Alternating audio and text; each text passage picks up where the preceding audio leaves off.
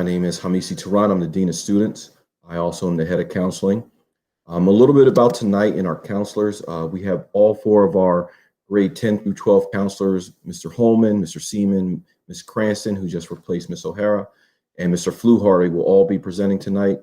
Additionally, about our staff, Ms. Walsh is our freshman counselor. Ms. Bozine, who you often receive emails from, is our counseling secretary, and myself.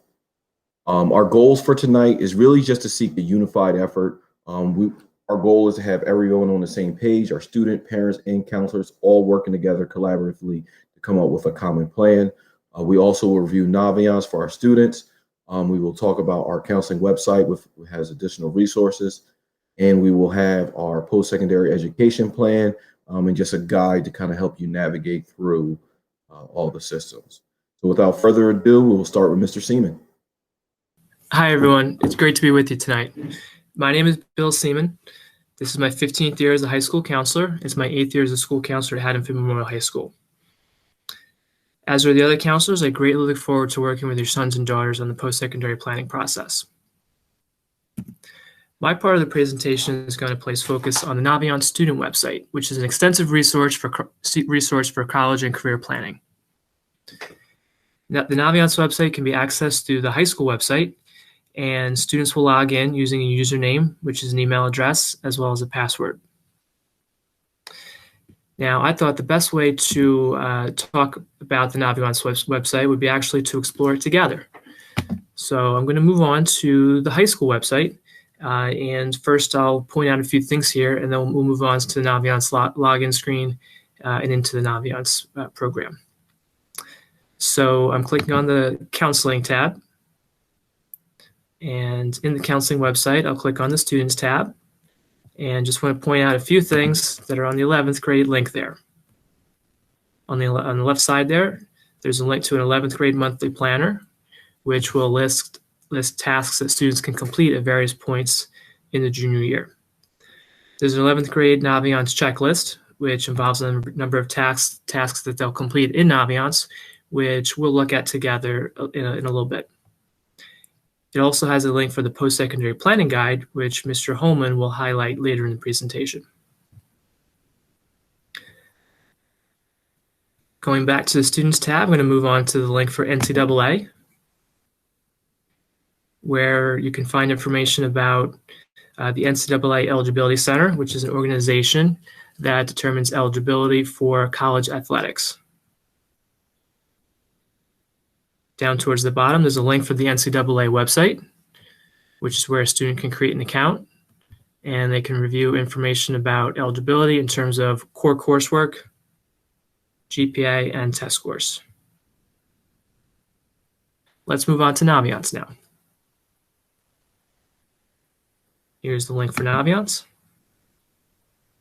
And this will take us to a link that will lead us to the login screen, where I can type in the zip code. That will bring us to Haddonfield Memorial High School's login screen.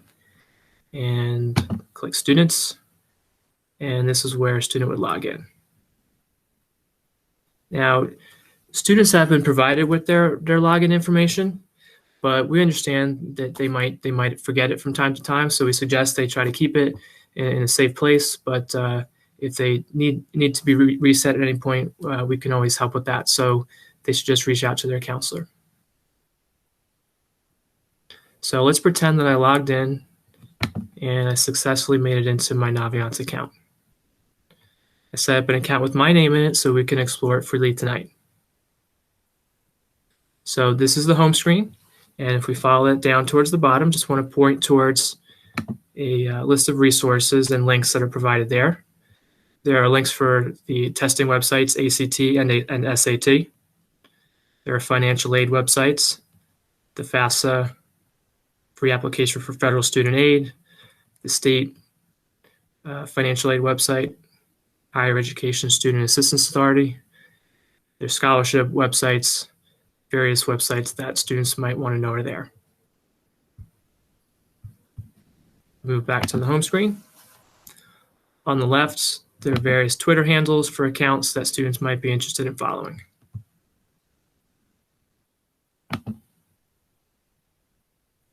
Okay. If we follow along the top, we have some tabs. There are also some quick links here on the home page. So some of the ones that students are going to use very often are going to be the I'm thinking about link. Seniors will use the I'm applying to link. Let's move into the colleges tab.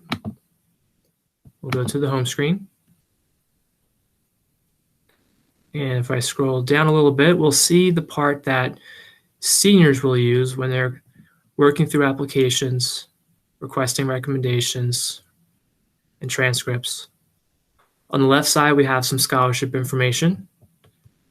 I click on scholarship list, and then I click on local and regional scholarships. We'll see a number of scholarships that our department has become aware of, and we list here for students to take a look at.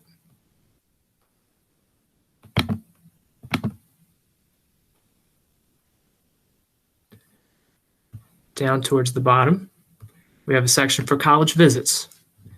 Now at this time, it won't have any schools listed because these take place in the fall. But these are great opportunities where college representatives will either visit our campus or under the current pandemic circumstances, holds virtual events with our students where it's only our students and they get to interact and ask questions and hear presentations from the college representatives. Moving back to the college home screen. On the left side, we'll see a handful of research tools where students can look up colleges that meet certain criteria. We'll take a look at one right now. Here's the advanced college search. So if I follow along the top, we'll see various criteria that students can use to do a search to narrow down a list based on these criteria. You have school type, which has various ways they can narrow things down, location, so they can narrow it down by region or by states. The student section would allow them to narrow it down by size, number of students. The admissions tab would allow them to narrow it down by how competitive the admissions is. Students look up athletics. They're looking for a certain sport at a certain division. And a very popular way to search for schools would be by a college major. They can enter the name of the major. We narrow down by cost, as well as various special programs. Now, as the student's completing a search, they may know what they're looking for in some areas, but not other areas. So we encourage them to focus on the areas that they feel like are important to them. And you can always do multiple searches. You can always do a search one way and then change it to either try to expand or narrow down the list. So at the end, the student would click View Matches, and then the list of schools would come up. From that point, they could take a look and look at schools that they want to learn more about. And from there, if they're interested in a school, they can move that school over into that Thinking About section to save a list that they can look at later on, and they can continually build it and have it there to go back to over time. Let's take a look at the I'm Thinking About list.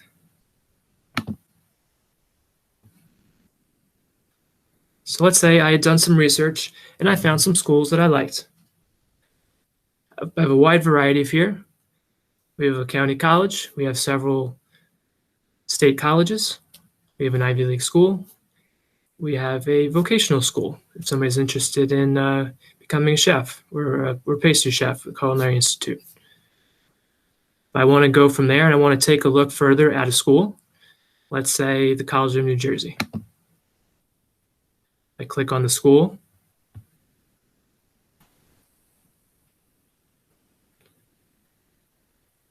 It pulls me to a page where there's plenty of additional information within the Naviance website. There are tabs all across the top, all across the bottom, lots of information. right underneath the school name, you can find the link to the school's website, which we highly recommend students take a look at. Naviance has excellent information. I want to look at the programs that a school has. I can take a look at all the areas of study they have. However, within the school's website, if I went to the TCNJ website, it would have much more detailed information about the programs, departments, majors, requirements, and coursework and program philosophy. A very helpful part of the Naviance school page is the admissions section right here. So as I pull the screen down, we're now looking at what we call a scattergram. All of the marks on the screen represent Haddonfield students who've applied to this school. Now, a student wouldn't see the applicants' names, but they can see on the left what their GPA was, and it uses our GPA scale, so there's no need to convert to a 4.0 as the 100-point scale there. And on the bottom, you can see test scores, SAT scores. Can be changed to ACT if a student took the ACT. And this is a really helpful tool because the student can visualize, where they fit based on these two factors. Now, the counselors also realize these are only two factors of many. It does not include the application, recommendations, resume, any other number of factors that might go into the admissions process. However, it can be a very helpful tool when a student is trying to take a look at the range of schools that they're looking to apply to.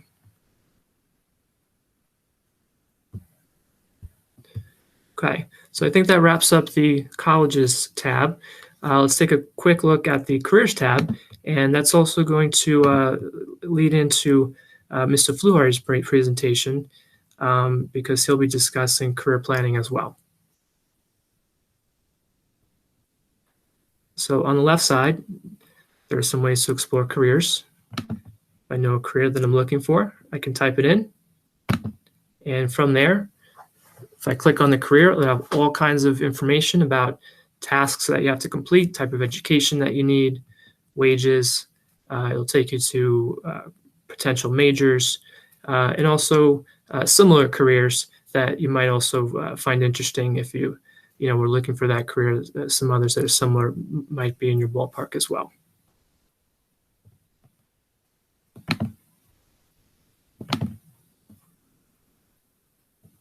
If I move down towards the bottom of the careers tab, there's a few assessments. The one that we recommend that juniors do especially is the Career Interest Profiler. Okay. The student clicks on the Career Interest Profiler. It's going to take them to a series of questions. It should only take a student about 15 or 20 minutes, although there are a large number of questions. They'll mark whether they like, dislike, or feel neutral about a variety of tasks. And at the end, it's going to match their results with career themes that are based on the Holland codes. If anybody can remember the Strong Interest Inventory, that was based on the Holland codes. So this is a new version for Naviance. So they'll be matched up with Holland codes. And then if they click further into the results, they'll get a list of careers that match up with those Holland codes. And from there, the students can take a look at the careers and learn about that information that I mentioned a few moments ago. And it can help in their self-exploration in terms of trying to match their interests and skills and talents with potential career fields. Well, that rounds out my presentation. Again, it's a pleasure being with you. And Mr. Fluharty will be up next to talk a little bit more about careers. Good morning, everyone.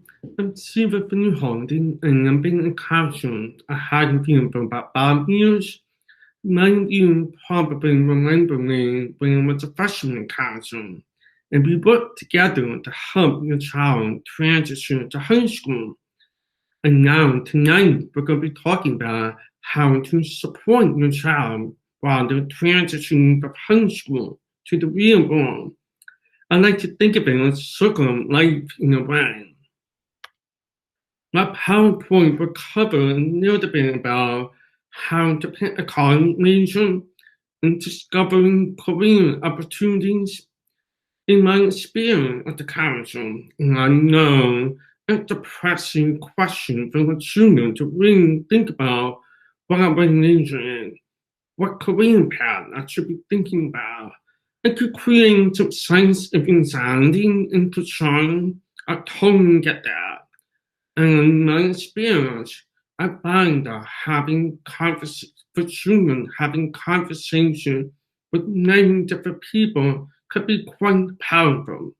Students should be talking with their parents, their teacher, their counselor, calling a mission route to gather information, to learn more about opportunities and themselves.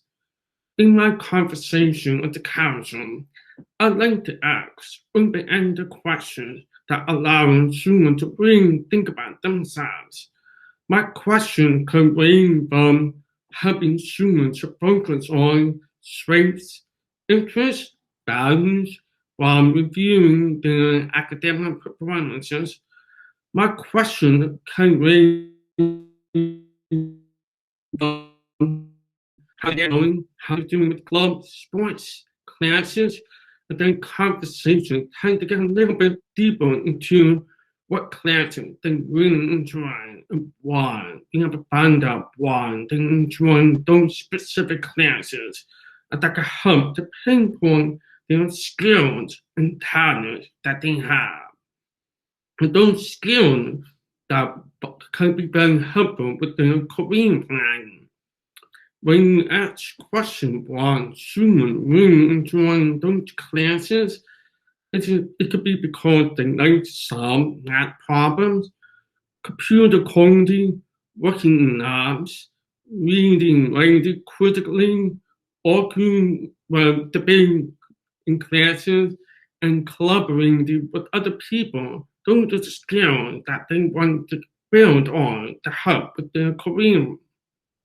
Also, I had a view with very fortunate to have a very comprehensive curriculum in every subject that allows our students to pick more classes in subjects that they're very passionate about, especially for the senior that they could take more math, English, science, world language, technology, social science, and fine performing arts that help to grow. That's what they should be thinking about. Also, aside from having conversations, there are career assessments in areas that could be very powerful and a good use of resource. Students could go in areas anytime they want, and there are 3 different career assessments: career interest profile, career classroom finder, and long-term nation. They are available anytime in areas, and that's a really good way for students to take advantage of.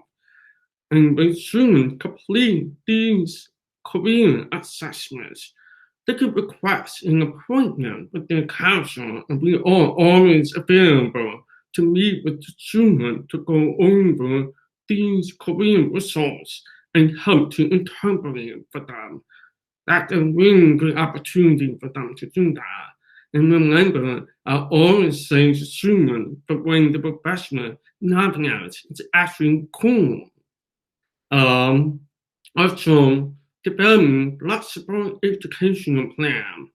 That could be very helpful for the senior that could take 9 different classes they want to take to get their feet wet in different areas, because many of our students are done with their graduation requirements by their senior, which opens a lot of flexibility into classes they want to take for next year. And many colleges do have open option, undeclared major plans that allow freshmen to take a couple classes in different areas as well. That can help us to really think about, for students to really think about themselves. You know, students can always consult with us and be available to listen and support our students. I'm going to be highlighting a couple of department activities for 11th grade and next year, senior. Beginning with our college fair. How to get a college fair. It's about 75 years old, and we've been having it for 75 years.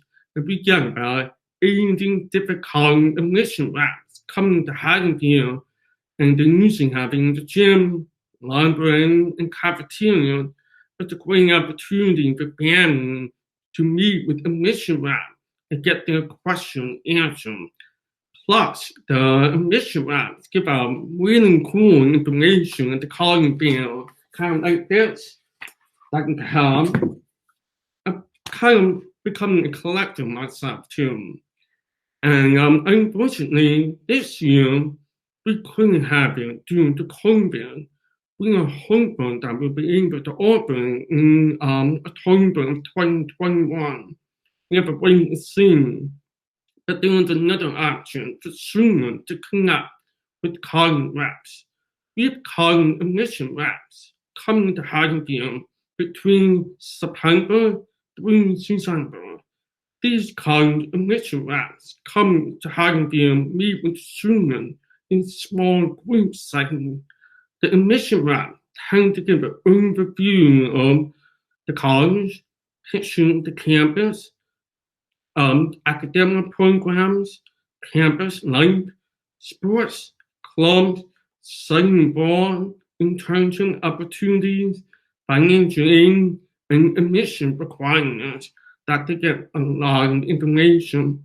Students are afforded the opportunity to ask more questions to the college admission rep to get more information. This year, due to COVID, we were able to operate online through Google Meet, Microsoft Teams, and Zoom platform. It went very well. I highly recommend students to do that in the fall, their senior, between September through December. Students could sign up for their college rep visits through Naviance. There'll be more information about that coming up. PSATs all around June took the PSAT back in October of 2020 and they are available online through College Board website that students create their own account. They could see their PSAT results. And they should be thinking about signing up for SAT soon. But if they want tax prep, the College Board offers free tax prep. It's called Khan Academy. That's available through College Board website. So definitely check that out. Korean expert profile, just like I was talking about in my other PowerPoint. Students receive information through their school email about the Korean experts profile. It is available anytime to take it in advance. We're going to be sending out another email about this with direction to students to complete the Korean experts profile. We're going to send out another email about this week. So encourage the students to take advantage of that. Student parent student night. Well, here we are in the virtual online world. That information for tonight. Naviance, review and college search. All the counselors are meeting with students with junior one-to-one individually to review Naviance and where they are in the college search process, and to support our students with the planning process. We provide a tutorial on Naviance, how they could search for college profile, create college and thinking about that. And there are 2 different college search that they can complete in Naviance. Advanced college search and supervised. All two college instructions are incredible. They can provide them comprehensive college notes based on student preferences for type of school, location, combination, major, sports, and campus life that can help generate a college note. We in the council bring over that with all the students. You should be looking at that with your student to go over that information. And the next one, scheduling conference. That's my favorite time of the year. And really love this part of my job. We get to meet with all the families individually to review the student for your learning plan. Look at right here. Making sure they're on track with graduation requirements, taxing, extracurricular activities, summer programs, and going to classes that they want to take for their senior. And we try to make sure they are on track with college admission requirements. And we also talk about college admission as well during the course selection conferences. So I'm really looking forward to the next one is senior information sheet and resume. I know all the students know that how important it is to update their resume. It is available in Navia. They really should update their resume because that's giving very valuable information for teachers to help with learning recognition, and that information can be valuable for their college application as well. Please encourage your students to update their resume in Navia. It's extremely valuable.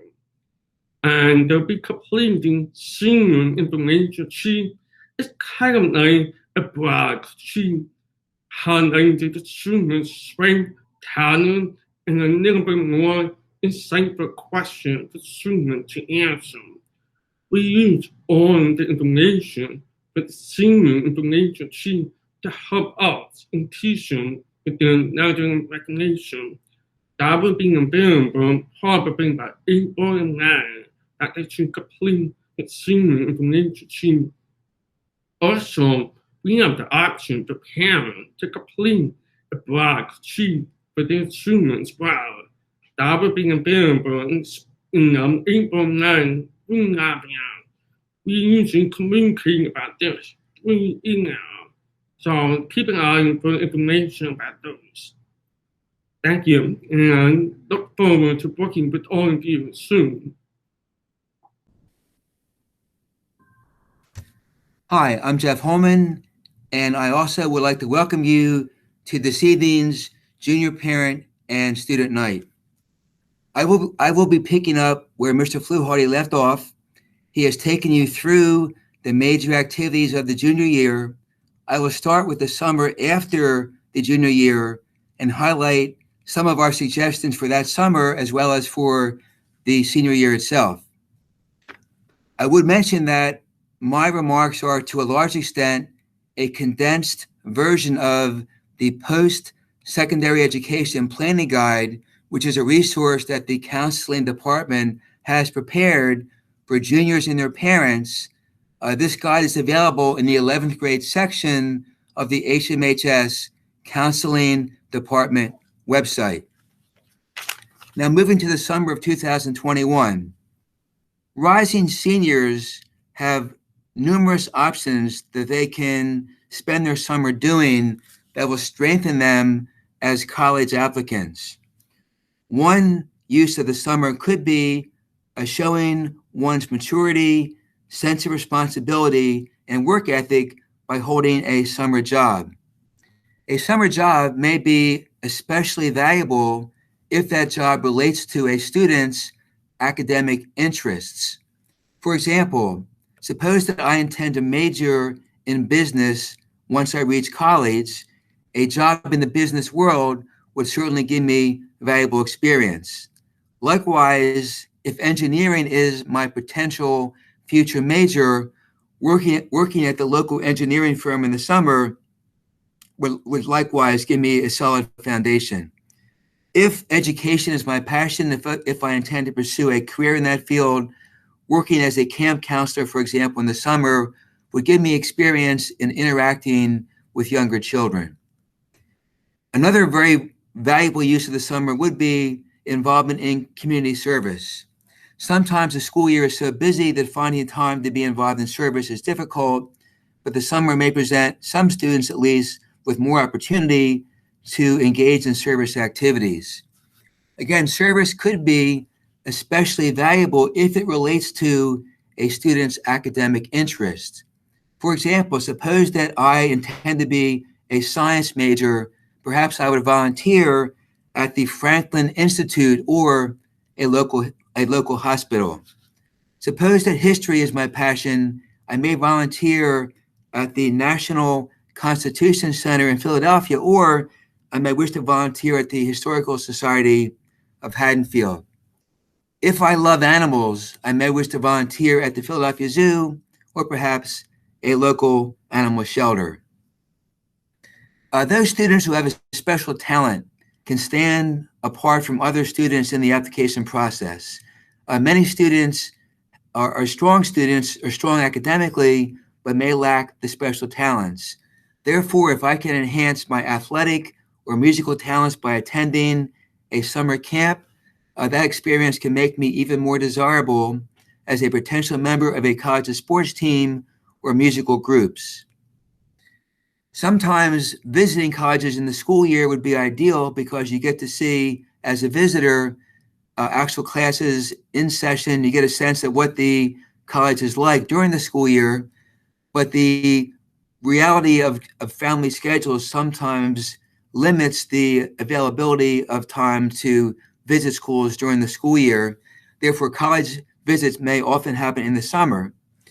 We recommend that if a student and parents visit a college in the summer, to contact the admission office of that school first for several purposes.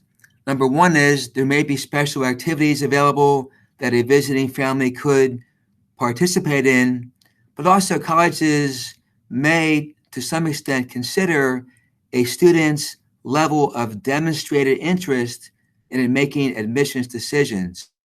If a college knows that a student cares enough to visit the campus, that may help the student be accepted by that school.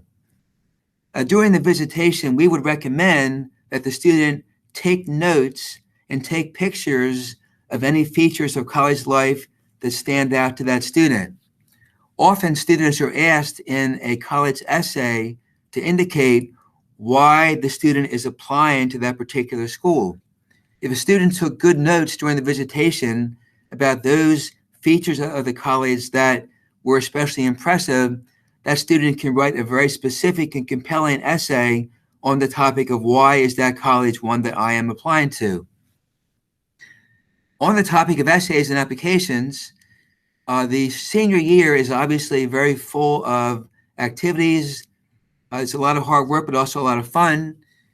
But because there is so much to do, those students that work on their applications and college essays before the year begins are very much appreciative of the fact that they were able to make themselves start working before life got a lot busier than it might have been in the summertime. There is, for example, an application called the Common Application, which perhaps you've heard about. This application is currently accepted by over 900 colleges. So even if a student is not sure right now what colleges a student may apply to, there's a pretty good chance that student may be applying to a common application school. Therefore, we recommend or encourage students to work on the Common Application during the summer. It is available then. The more that a student completes in the summer, the less there is to do, obviously, during the school year. Another effective use of summertime might be preparing for the SAT or the ACT. Again, because the school year is so busy, sometimes students may like to prepare more for these tests, but finding the time to do that may not be easy. There are currently SAT and ACT administrations in the summer. The ACT is offered in August, the ACT in July. so a student may prepare for and take those exams during the summer when perhaps life is not quite as busy. Sometimes the counselors are asked if we recommend a particular SAT prep course or tutor.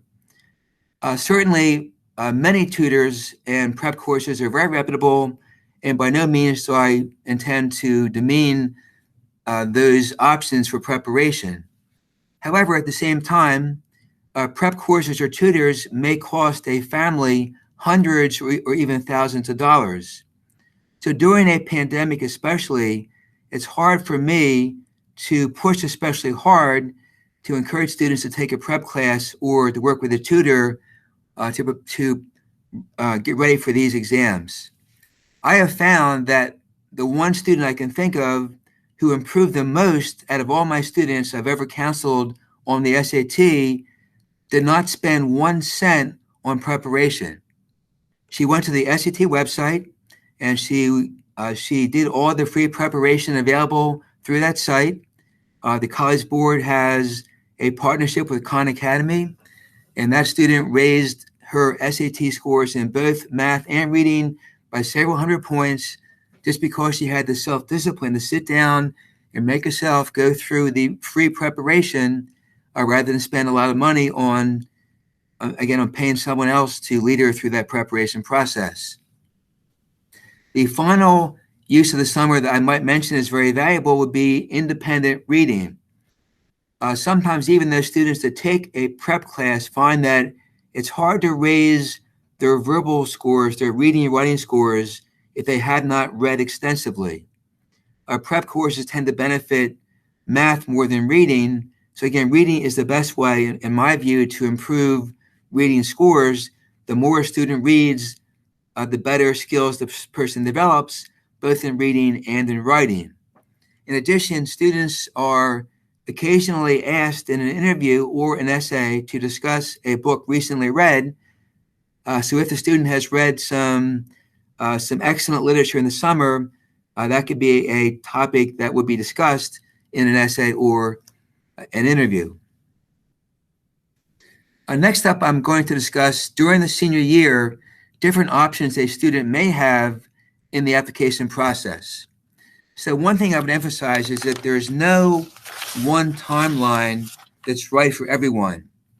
For example, I've had some students have applied to colleges as early as July before their senior year, while other students might not apply until March of the senior year. Again, some students need more time to think through their choices and come up with decisions about what schools they most are attracted to. Again, it's important that students follow their own path, their own needs, and not do something just because their friends are doing things a certain way. Colleges often have more than one deadline. They may typically have one deadline in October or November. This may be called the early action or early decision deadline. They also may have a later deadline in January or February. This later deadline is often called the regular decision deadline. Now, early action and early decision one are similar in that they both would involve a deadline in the early part of the year, and they both would result in a student getting a decision more quickly. But one important difference between the two options would be that with the early decision option, a student is promising or committing to attend a certain school if the school admits that student. Because a student is committing, sometimes applying as an early decision candidate can increase the person's chances of being admitted because the college knows that the student has made that school his or her first choice. Early decision 2 is a later version of early decision 1. That is, in both cases, this is a binding commitment. But for those students who need more time to identify their top choice, or those students who may have applied someplace else first and got turned down, these students may have a new first choice, which they can apply to through early decision 2, which may involve a deadline sometime in January. Early action, which again may include a deadline in the first part of the year, is not binding, and therefore may not have quite the same benefit in terms of showing a student's commitment, although statistically, those students who apply early action do get accepted at a somewhat higher level than those students who apply as regular decision candidates. Some early action plans place restrictions on what you can do if you apply as an early action candidate. For example, suppose I apply to school ABC through the early action option. That school may say to me, if you apply early action to us, you may not apply early to any other school, or you may not apply early to any other private school. So there are different variations, but the important point here is if you're applying early action, especially if the school is a more competitive school, there's a possibility that the school would place restrictions on what you can do in terms of early applications to other schools. You have to read the website and be aware of any special conditions that are attached to a school's early action application deadline. Two more terms I'll mention here are rolling and priority. A rolling deadline means that there's no specific deadline, but students can apply basically whenever they're ready, when all their various components have been prepared for submission. So students may, with the rolling deadline, get a response from a school as early as a week or two after they apply. Again, I think that because of the stress of waiting, sometimes that's the most stressful part of the whole application process. You apply, you devote all this time to visiting colleges and writing essays and doing applications, and then you have to wait for a decision. We believe that we recommend, I should say, that a student should consider applying to at least one or two schools as early decision or early action or rolling candidates, so the student can get at least one or two answers back from schools before the winter season in December. I think if a student knows that the student has been accepted already before the second semester starts, that removes a lot of the pressure and the stress of waiting until maybe March or April, when some students may inform a regular decision candidate of his or her status. The term priority refers to a recommended deadline, but not a hard and fast deadline. For example, if the school says that December 1st is our priority deadline, the school is saying that we recommend you apply by this date, but you don't have to. It's not the required deadline, but those students who meet the deadline have a better chance of being accepted or of getting a scholarship. So obviously, it would be in the student's best interest to meet the deadline, even though it may not be the required and final hard and fast deadline. Next, I will speak about the various factors that are involved in admissions decisions. So the different factors I will discuss here may have a varying amount of weight at different colleges. For example, bigger schools may place more emphasis on making decisions by numbers. That is, what is the student's GPA? What are the student's SAT scores? And the decision may be based primarily or solely on those types of numbers. Some schools, though, that are maybe smaller, take a more personalized approach. They may have fewer applications, and therefore they can devote more time to each applicant. They may consider an interview or an essay or recommendations to a greater extent. So again, different schools may view these different criteria a little bit differently.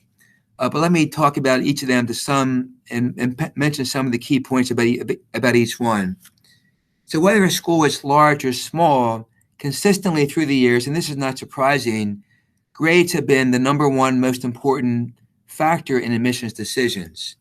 Grades are the best predictor of future academic success, and grades certainly reveal a person's academic talent as well as work ethic, perseverance, and many other admirable qualities that are required to excel in school.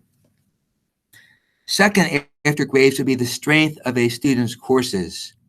Whenever a student applies to a college, or I guess in most cases at least, the college will ask the student's counselor to evaluate the strength or rigor of the student's schedule. Has the student in his or her high school career taken the most demanding schedule or most demanding courses possible? Or has the schedule been not the most demanding, but very demanding, or just demanding, or maybe above average, or maybe average or even below average? So the colleges ask us as counselors to evaluate these courses. How strong is the student's schedule? And we have to report that information in the secondary school report that we submit when the student first applies. The third factor would be test scores. And again, test scores have been traditionally an important factor, though they have becoming less and less important as time has gone on. Obviously, COVID-19 is a horrible pandemic. However, one silver lining has been that because students have not been able to test, not take the SAT or the ACT, either at all or as often as they may wish to test, many or even most colleges now are making the SAT optional, at least as long as the pandemic is plaguing American society.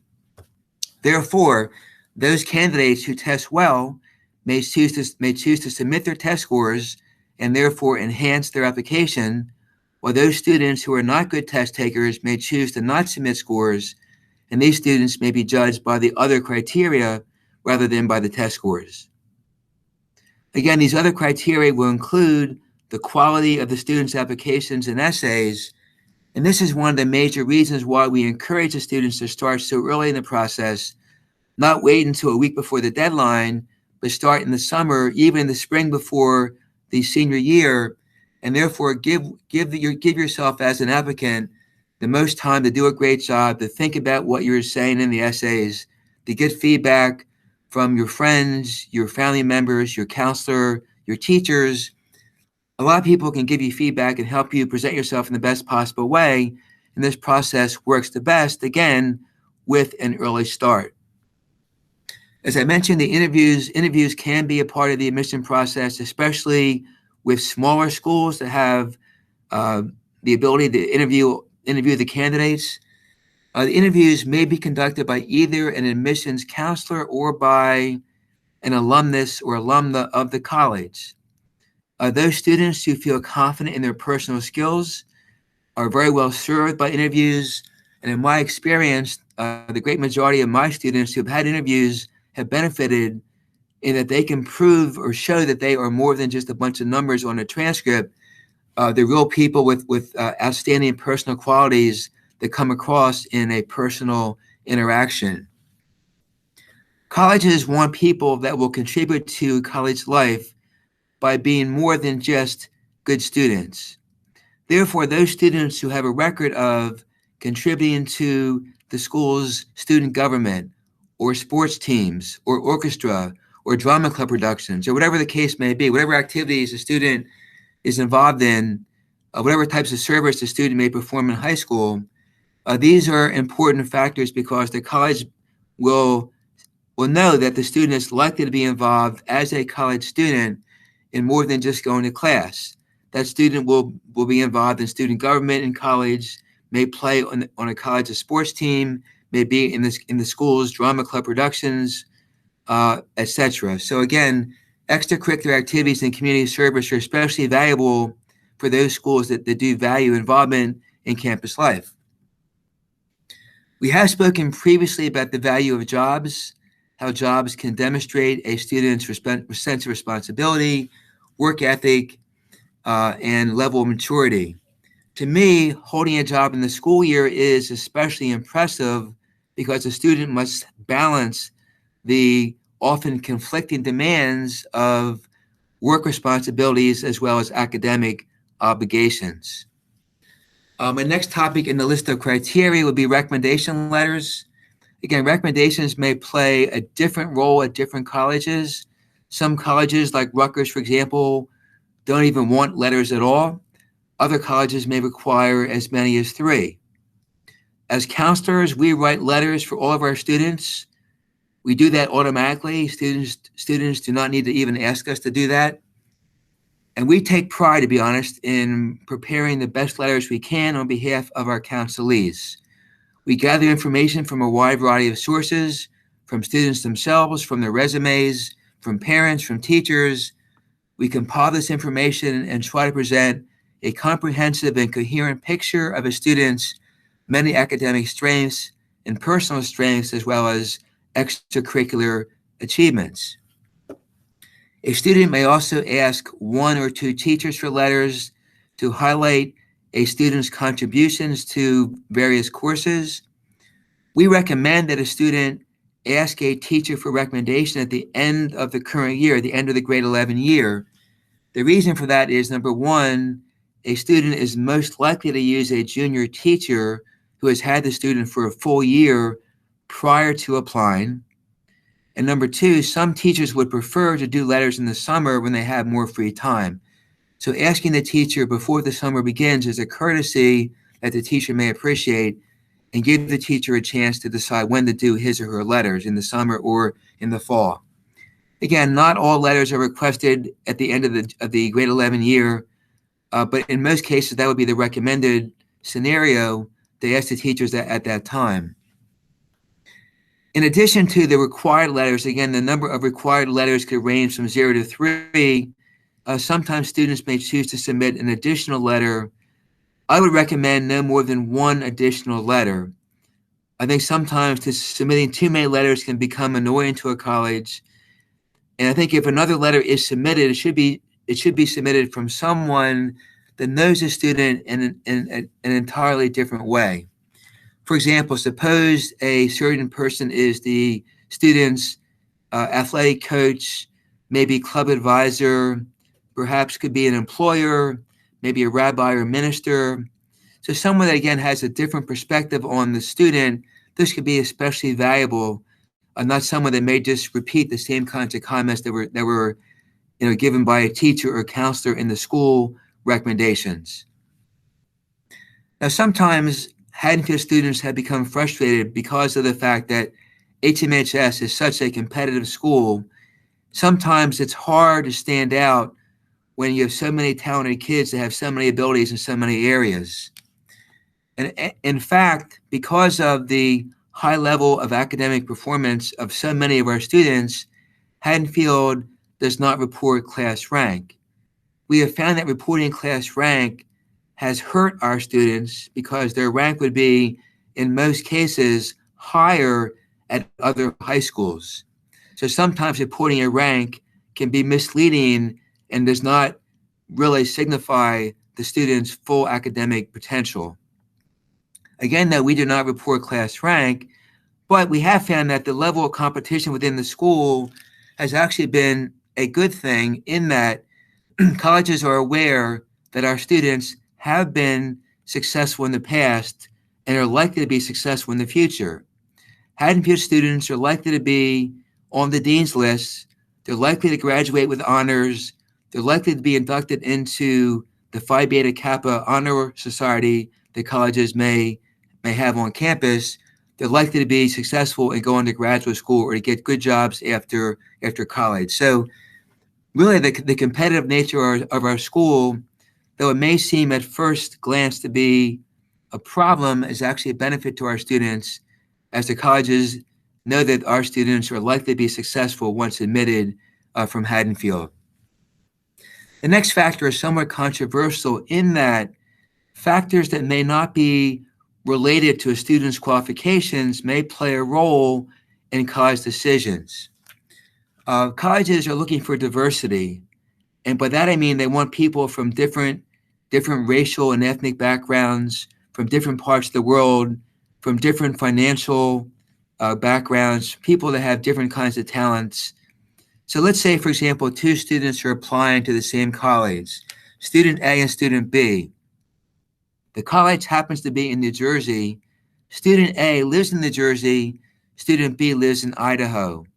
Student A may have a higher GPA and better test scores, but the college may choose student B who lives in Idaho because the college is trying to achieve geographical diversity, and therefore they want students from different states, not just from New Jersey. Or suppose that student A and student B are both applying to a certain college, and student A's father went to that college, student B's father did not. Student B may have a higher GPA and higher test scores, but student A may be accepted because of the connection between the college and that student's father. If that father especially contributed money to the college, and if there's a building on campus named after the father, that would obviously make that student, the son of that alumnus, would have even a better chance to be accepted.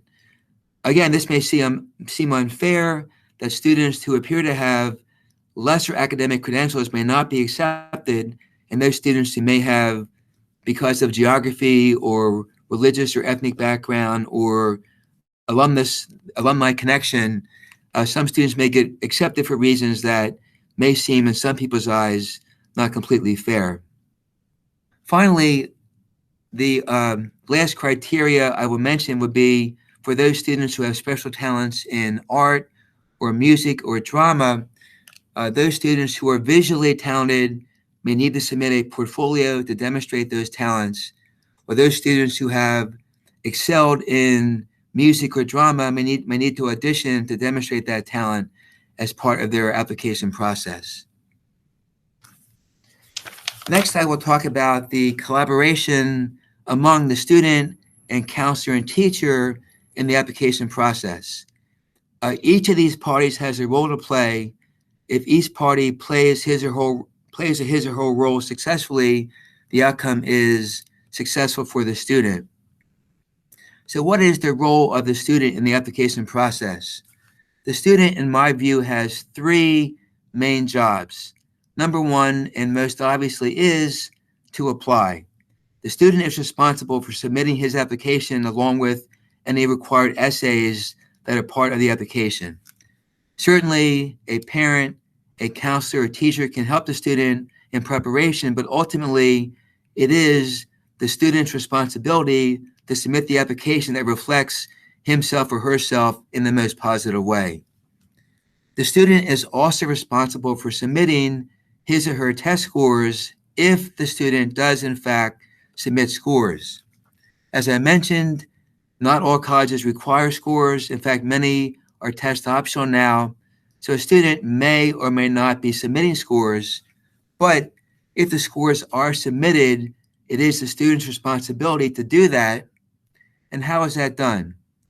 Two primary ways. Number one, the student may be required to go to the website of the testing company, that could be the College Board or the ACT, and log into his or her account and submit the scores directly from that website. Another approach to submitting scores would be to submit the scores as part of the application. Students may self-report the scores in some cases, and in that way fulfill their responsibility of submitting scores. The student's final major job in the application process is to be a good and clear communicator. Teachers need to know when that student's first deadline is so teachers can complete their letters by that deadline. Counselors need to know what schools the student's applying to and what deadlines the student is choosing to meet if a school does have more than one deadline. So students have to keep their counselors and teachers informed so everyone can perform his or her role in the process as effectively as possible. What kinds of documents do counselors submit to colleges? Basically, we submit forms or documents in 4 different categories. We submit a student's grades. The grades could be in the form of a transcript or a report card. We also submit those letters of recommendation that we work so hard to prepare for students before their senior year or during the senior year. We also submit for the student what's called a school profile. The school profile describes the town of Haddonfield, describes as well the students at HMHS, highlights the achievements of the students, both in academics, in athletics, and the arts. The profile demonstrates, in addition, how Haddonfield students have outperformed their peers around the country in standardized testing. So in addition to the grades, the recommendations, and the school profile, the final kinds of documents that counselors submit are various report forms. We submit the secondary school report form, the first quarter grades in some cases, the mid-year report, and the final report.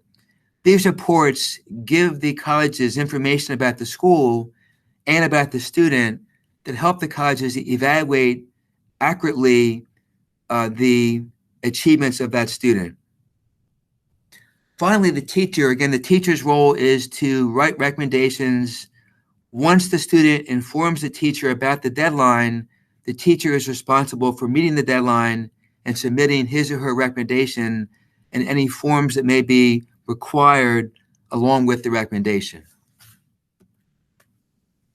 Obviously, when deadlines are such an important part of the process, staying organized is incredibly important to do as well. Different students have different approaches to organization. Some students may use Naviance to stay organized. Some students may rely upon Google Docs or spreadsheets. Some students may use good old-fashioned folders, but whatever type of organizational system that a student uses, keeping on top of deadlines, the importance of that just can't be overstated. A person who misses the deadline may miss a chance to be accepted or to be considered for a scholarship. In addition to adhering to deadlines, it's very important, and again, this may be obvious, to always review the information on a college's website. The information in the admissions section and financial aid section will detail the process of applying for admission or applying for aid. Students need to know what they must do to be considered, what documents must be submitted, and the deadlines for submitting these documents. And the websites of the colleges are the best way to find out this information. My final slide tonight deals with the topic of variety of colleges. And by this, I mean that traditional wisdom states that there are three basic categories of schools. One category might be called a reach or unpredictable category. Let's say, for example, that I have a 90 GPA and a 1200 on the SAT. If I'm applying to a school that typically accepts students with a 99 average and a 1400, my academic profile is not as strong as those other students. This school may be a reach for me academically. However, I may still apply to the school, perhaps because I've been involved in many activities, perhaps I've shown strong leadership, maybe I've held a job, maybe there are other things I've done that I think make me a competitive applicant. This still may be a reach school for me, but I still apply because I think I have some chance for the reasons that I have suggested. Suppose I have a 99 average myself and a 1400, which is the typical profile of accepted students at that school. Because the school accepts perhaps 5% of the applicants, even though I do match the typical profile of accepted students, because such a small number would be accepted, the school would be very hard to predict in terms of my admission outcome. The second category of schools is probably the largest category the students would apply to. This would be the category often referred to as the probable or good match schools. Again, take my example. I have a 90 GPA, a 1200 in the SAT. If the schools I'm applying to accept people that are in that same ballpark of a 90 GPA, a 1200, my chances of being accepted are good. These schools are a probable acceptance for me, especially if the schools accept maybe 50% or more of the applicants who apply. The third category, the foundation or safety schools, these are schools that I may seem overqualified for. Again, I'm a 90 GPA, 1200 SAT type of student, and say I'm applying to a school that accepts typically students with an 85 average or maybe 1,000 on the SAT.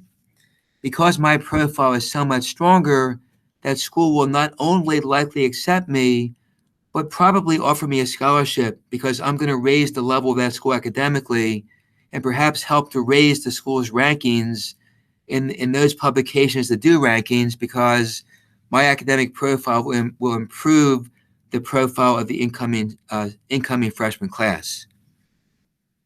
As Mr. Seaman mentioned in the first part of the presentation, the scattergrams and Naviance can help us understand and evaluate whether a school might be in Category 1, reach unpredictable, Category 2, probable good match, or Category 3, foundation or safety school. So that was my final slide, and it now gives me great pleasure to introduce the newest member of the counseling department, Mrs. Elizabeth Cranston, who came to us recently to replace Mrs. Carla O'Hara, who retired after 25 plus years in the Haddonfield Counseling Department. Even though Mrs. O'Hara was a great loss, we're very happy to have Mrs. Cranston as a member of our team, and we're confident that she will do a great job in servicing the members of the student population who had Mrs. O'Hara as their counselor. Good evening, everyone. My name is Elizabeth Cranston. I'm the new school counselor here at Haddonfield Memorial High School. I'm very happy to be here tonight. I've taken over the caseload of Ms. O'Hara after she has gone out on retirement.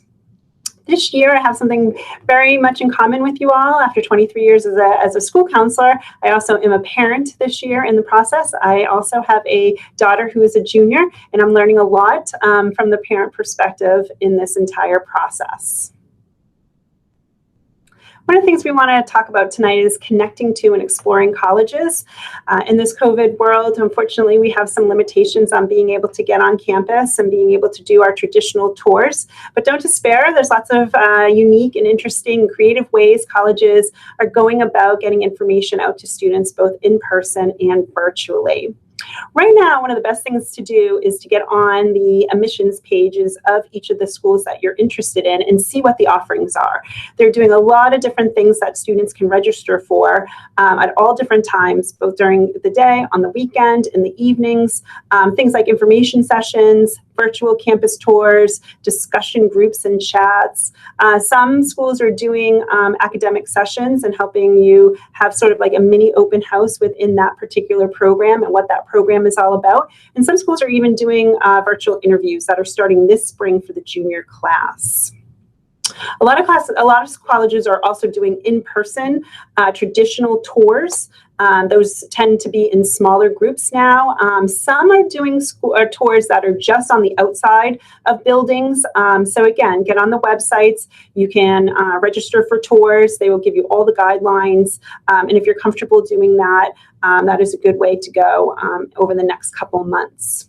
Another thing to do is just to get in the car and take a drive and do a drive-through on a college campus. Again, any way we can connect the students to understanding what the school environment is, what kind of vibe they will be experiencing, just the interesting little things about the environment that they feel will help them to connect to the school and really understand, is this a school that I see myself at? Is this someplace that I can feel successful at? All the while we're looking at schools, we really want to make sure that the students are focusing on what is important to them, that they're looking for those hidden gems, little things that are going to make a difference, both for them academically as well as socially. Their tour guides give them a tremendous amount of information via current students that are being able to really help them understand what the environment is all about, what kinds of students are going there, what kind of experience that they potentially can have, and will help students decipher over, is this the right fit for me? Is this a school I can see myself growing in? So start touring anytime, whatever that looks like, whether it's virtually or in person. I think that now is the time to get out and find these ways to help your student explore the colleges and really help to make some determinations over the next several months. Is this the place for me? Is this a place that I can see myself, just being a successful student and community member? Financial aid will also be part of your process going into senior year. We will have a financial aid meeting in September.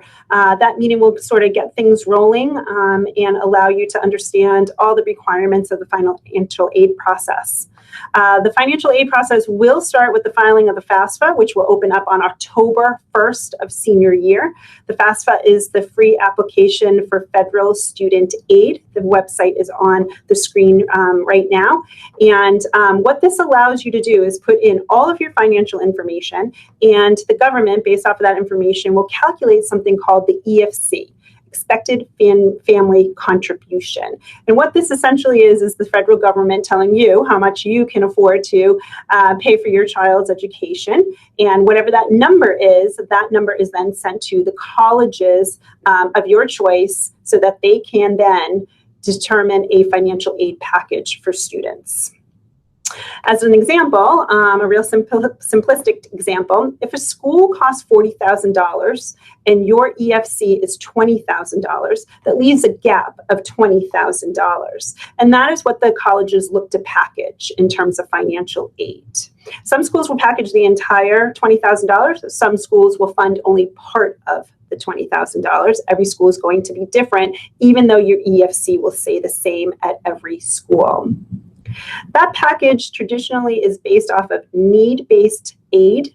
Okay, those are grants, loans, and work study experiences that the student will qualify based on financial information.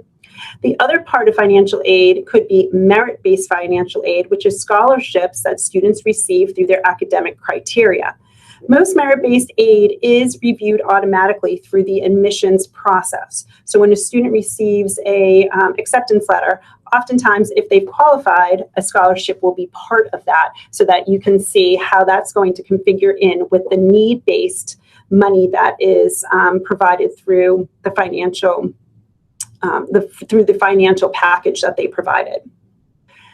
There are some schools that not only require the FAFSA, which all schools will require the FAFSA if you would like to apply for financial aid, but some schools also require the other form called the CSS profile. The CSS profile is a form that you will file through College Board. Not every college requires the CSS profile, and you only want to send it to the schools that do require it, as they will be looking for additional financial information to configure into the financial aid package. So again, that's a very basic broad strokes of financial aid. The meeting will be in September to give much more details and also some guidance on how to fill out the FAFSA. There is a recording from this past year's financial aid meeting. So if you want to get a little bit of a head start and understand the process in a little bit more detail, go to that recording and check that out. The last thing that Haddonfield High School does really well is provide a really unique opportunity for local scholarships. In January of senior year, a communication will go out indicating that there is a universal application for students to complete a number of steps in order to be eligible for local scholarships. One of the things that needs to happen for that universal application is that you have to apply for utilizing the FAFSA form to get your EFC. And that EFC is part of the application process for review for those local scholarships. More information will come for that in senior year, but just an understanding that there are many local scholarships available, and there is a process in senior year that will be communicated to everyone. As we wrap up tonight, we know there's a lot of information, a lot to take in, a lot to maneuver through, but we hope you will take lots of deep breaths through this process and enjoy it. Flexibility is a really important part of it, being supportive, really taking some time to have really good conversations with your sons and daughters. It can really be a really growth experience for you and for your son and daughter. I myself have done that. I have sprung a college conversation on many times at 7:30 at night and has not been received very well. So I've taken the tactic of scheduling in time so that I can have good, productive conversations that we can really get on the same page and understand where each other's coming from and what our hopes and goals are for helping each other through this process. everyone is an individual in this process. We as counselors really appreciate that. We want to meet students where they are and families where they are and providing our support and help. We are here to work as part of your team and making sure that we're working through all of everything that needs to happen in the process and everybody is feeling comfortable so that the students end up with that one school that they really feel is a great fit and will support everything that they want to do in their life. So it's a great journey. We hope that you will enjoy it. There are ups and downs for sure, but we hope that you all get a lot out of it as a family and that you know that we're here to support you in any way we can through the entire process. We thank you for coming tonight and we look forward to our continued work together.